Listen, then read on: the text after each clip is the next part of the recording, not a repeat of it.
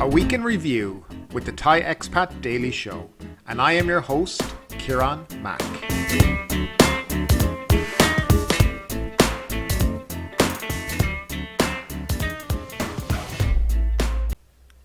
Well, welcome back to the Sunday review, where we look back at the week's top stories. And of course, one of the stories that made a lot of headlines this week was the vaccination of expats in Thailand, with the on again, off again daily story.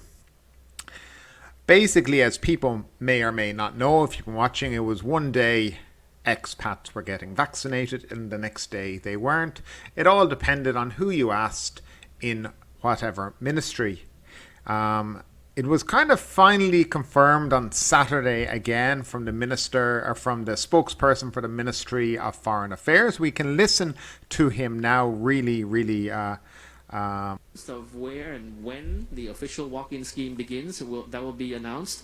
The facilities are being discussed right now to have ample space to have the proper facilities. When that is announced, in principle, foreign nationals can also walk in. However, to ensure the efficient facilitation for foreign nationals and to prevent any language miscommunication, separate facilities for foreign nationals are also being discussed. So by the time that the walk-in schemes are officially open, hopefully we'll have separate facilities for foreign nationals to avoid any language miscommunication. So the Ministry of Foreign Affairs and the Department of Disease Control is discussing this as we speak to plan for such facilities in due course. So as soon as the MOPROM application is ready for foreign nationals, we'll let you know. As soon as the walk-in scheme is officially open for Thai nationals with all the new venues, the additional venues rather, we will hopefully be having a separate facility for foreign nationals. So there you go, and that's kind of it in principle. They are saying with the walk-in coming in next week that in theory, of course theory and the reality can be two different things, a foreigner should be able to walk in and get a vaccine. Now for walk-in, I spotted this on The Nation. Check which medical or non-medical places offer the walk-in vaccination, because not everywhere will. Prepare your ID, passport or other documents issued by the authority. Inform the medical or non-medical places where you want to get yourself inoculated. And in the case you have some kind of a disease, you might discuss with the medics before the vaccination. As you also heard, they're currently developing an app, or possibly using the current app they have, but to have a section that would be for foreigners to be able to register and apply to get their vaccination. This is meant to come online within the next 2 weeks. As he also said that they plan to have some centres that would be for foreigners only, that have English-speaking staff, so there isn't any confusion. Now, I do know some people have kind of complained about that, but I was reading a guy on Twitter who had gone to get his vaccination, and he said he did find it awfully confusing because he didn't speak Thai, and everything was being done in Thai, and he didn't exactly know where he was meant to go or what he was meant to do. So having an English-speaking staff might be helpful. Now, this is all very well for most of Thailand. The only province that seems to be doing whatever they want is Phuket, and they will start vaccinating only work permit holders. At the moment, I don't know why it's only that and why they're so slow. They have a lot of vaccines down there, so they seem to be rather slow to vaccinate foreigners in there. But as you have heard from the spokesperson himself, it is now confirmed. So whatever we hear from other idiots in government that seem to talk, from the Ministry of Health, there seems to be a few big mouths who like the limelight. I think we can just listen to basically the CCSA and the spokesperson from the Ministry for Foreign Affairs and know what they're telling us seems to be pretty much the policy of the government. So hopefully we'll start to see vaccines for foreigners in the coming few weeks, and we'll hear stories of people who've gotten it. Now, another story that made headlines last week was the Phuket Sandbox model that is meant to be starting on July 1st. So this is meant to be the relaxation of entry requirements for people who would like to come to Phuket to holiday, quarantine free. The main gist of the PDF document that I saw was the entry requirements and what people needed to do to be able to come here for a period of time or for their vacation or period of time. A lot has been made about this, and for me, I'm still not convinced July 1st is going to happen. There's a lot going on out there, and Phuket seemed to be very far behind. I mean, with 6 weeks to go, we're looking at travel agents haven't been informed, flight schedules haven't been set up. People just don't know about the entry requirements because they haven't really been broadcast, even though I happen to have what the entry requirements are. A lot of people don't actually have this information right now. So there seems to be a lot of confusion over it, and Phuket don't seem to be realizing that they're in big competition with the likes of Greece, Spain, Portugal, and long-haul destinations within Europe, like people who might fly to Mexico. And they all have relatively easy entry requirements for tourists, such as either possessing a vaccination certificate or having a negative PCR test on arrival at the airport. Now, they're the big thing. There's nothing else if you're traveling to any of these countries. You know, there's no certificates of entry, and there's no very expensive insurance, and there's no you can't leave the area and you can only stay here. None of that exists if you're going on holidays anywhere else. And also remember, you could fly from London to Portugal for £60 return at the moment. You know, if you wanted to go next month. So, I mean, you know, these are the things they have to take into account, which are not. But just a recap on the entry requirements for people who would like to come here in July. You need to get a certificate of entry, and that is the main document. To get the certificate of entry, you have to go to the Thailand Certificate of Entry website, and you'll upload your vaccination certificate. You will upload your flight itinerary. You will upload your hotel booking.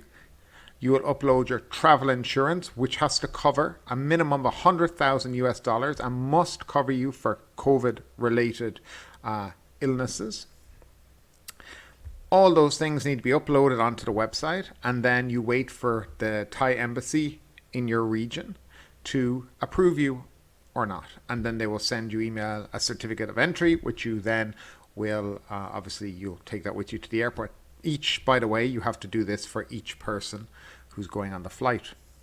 So a lot of, you know, I mean, if you're going on holiday, you don't want this kind of messing around, to be honest with you. I wouldn't be doing it. I'd be looking for places that make it easy for me. Nevertheless, so that's the main gist of the stuff that you need to get here. Also, you have to come on a direct flight to Phuket. So if you're in Dublin, for example, Ireland, you won't be able to come. Unless you happen to, I don't know. I mean, if you're Spanish, you won't be coming. If you're French, probably not. No. So there's a lot of countries being excluded on this too. When you arrive in Phuket International Airport, you'll obviously be screened for temperature. Now, if you've had your PCR test, you won't be having another one on arrival. But if you do have children between 12 and 18, they will have to undergo a rapid antigen test on arrival. And children under the age of 12, well, they don't. You also have to download the AOT Airports of Thailand application, fill out the TM8 form, and you also have to download Thailand Plus application, and you will have to have that on your phone at all time, and it needs to be able to track you. You will also have to each day log into it and then upload basically you have any symptoms, how you're feeling, etc., etc. After the 4th or 5th day, you will be able to do a PCR test, and if you have test negative, you will be able to go on a day trip somewhere. So you'll be able to go to Koh Yao or Phi Phi Island or Phang Bay or wherever. So, and then after the 7th day, as long as I think you have to do one more test, and you can leave the island and you can go about your business. I think now that's not really. I'm not 100% sure because it seems still a little hazy, the details, and as I said, 6 weeks out, details are not really finalized, but I found out as much as I have for you guys. So anybody who's thinking about coming over and thinking about doing it, that's basically what you will have to do. Now, another quick story about during the week, and it has been reported now to enter Phuket, the island, either by land or by air. Currently, you need either a vaccine certificate or a negative PCR or rapid antigen test on arrival at the checkpoint or the airport.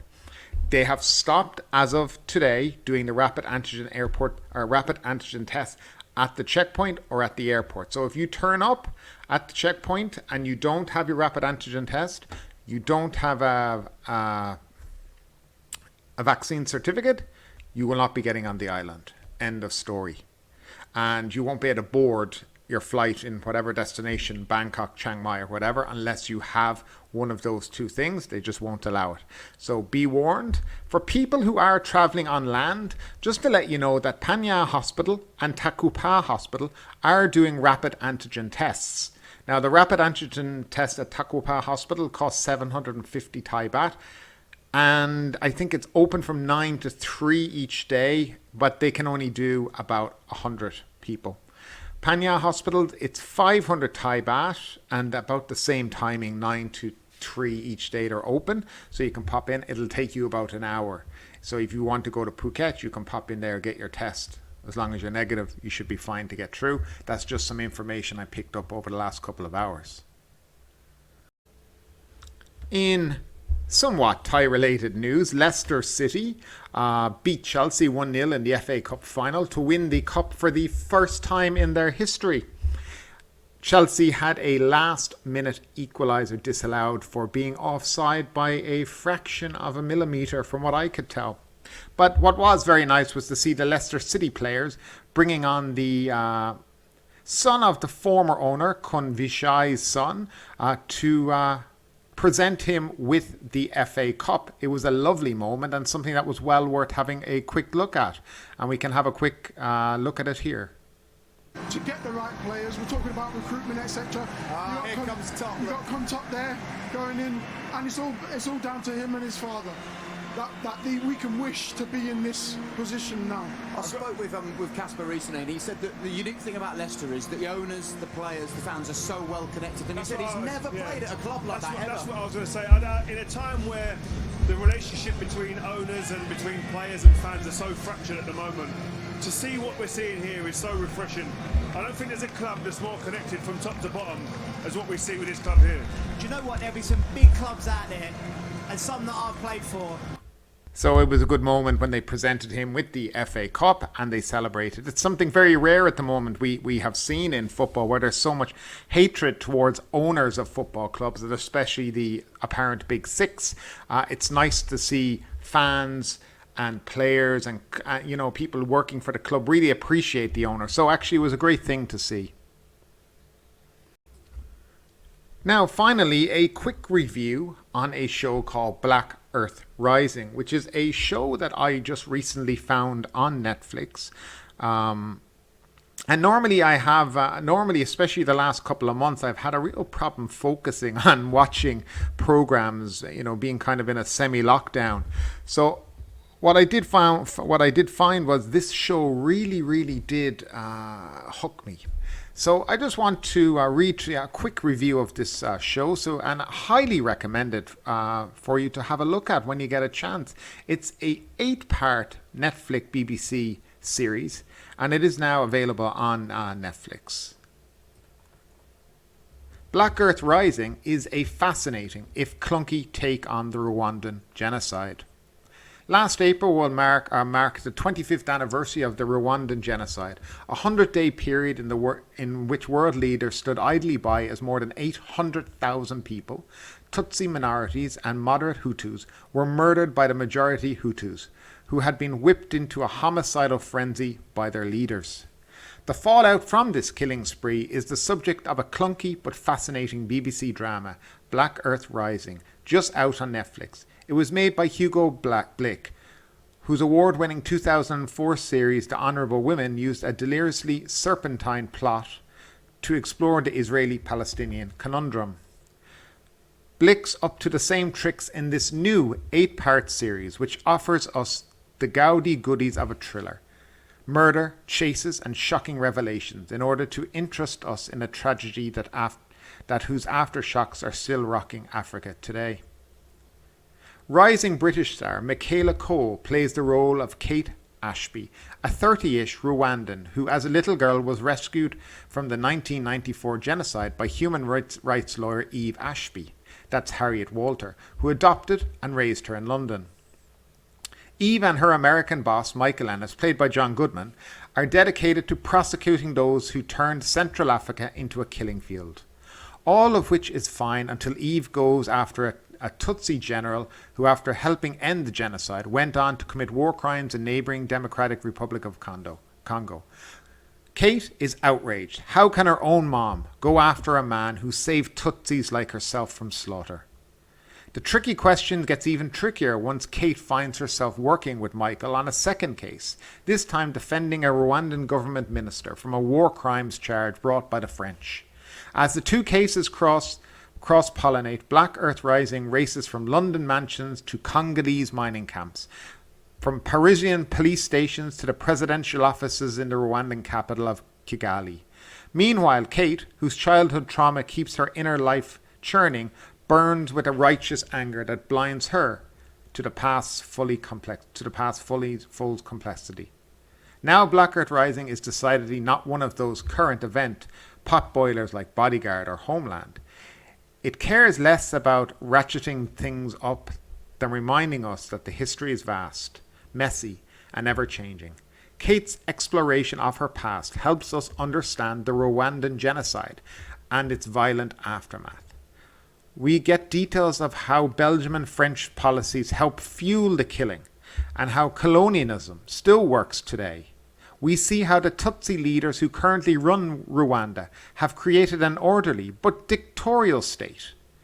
And more abstractly, we see how hard it is to define justice in a world where one-time heroes start doing bad things and fate transforms villains into victims. In the show's opening credits, we hear Leonard Cohen performing his song, You Want It Darker, in his incomparable Hound of Hell growl. Yet, Black Earth Rising is actually about seeking the light. As Kate learns the buried truth about the past, her own and her own home countries, she begins to escape its clutches, transforming herself from an innocent victimized by history into a wised-up woman who's trying to make it. I can safely say that this is definitely a show that you must watch, and I could definitely give it 5 out of 5 stars. So you will not be disappointed. Turn it on and enjoy it. Thanks for tuning in today. If you enjoyed today's episode, don't forget to subscribe, and don't forget to leave us a 5-star rating. We are available on YouTube, Apple Podcasts, Spotify, and wherever you like to listen to your podcasts. Thanks for tuning in, and we'll see you tomorrow.